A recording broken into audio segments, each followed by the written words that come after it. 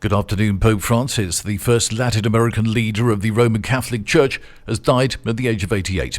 This morning at 07:35, the Bishop of Rome, Francis, returned to the home of the Father, so Cardinal Kevin Farrell said in a statement which was published by the Vatican on its Telegram channel.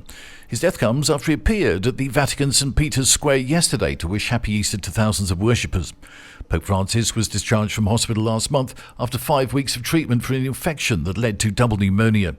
Tributes from around the world have been pouring in. The acting head of the Church of England, the Archbishop of York, described him as a holy man of God who was also very human.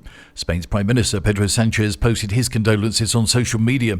"I mourn the passing of Pope Francis. His commitment to peace, social justice and the most vulnerable leaves a profound legacy. Rest in peace," the Prime Minister said. The governing of the Church will now be handled by the College of Cardinals, its most senior officials, until a new pope is chosen. There are currently 252 Catholic cardinals, 138 of whom are eligible to vote for the new pope.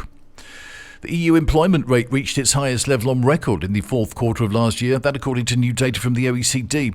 8 EU member states also recorded all-time highs during this period, dating back to when the OECD first began publishing data back in 2005. On the flip side, the unemployment rate fell to its lowest level this February since the year 2000, showing that fewer people in the EU are without a job. The EU employment rate stood at 70.9% in the final 3 months of 2024. Among the 24 EU member states included in the dataset, employment rates range from 62.2% in Italy to 82.3% in the Netherlands. Spain's unemployment rate in the final quarter of last year stood at 66.3%.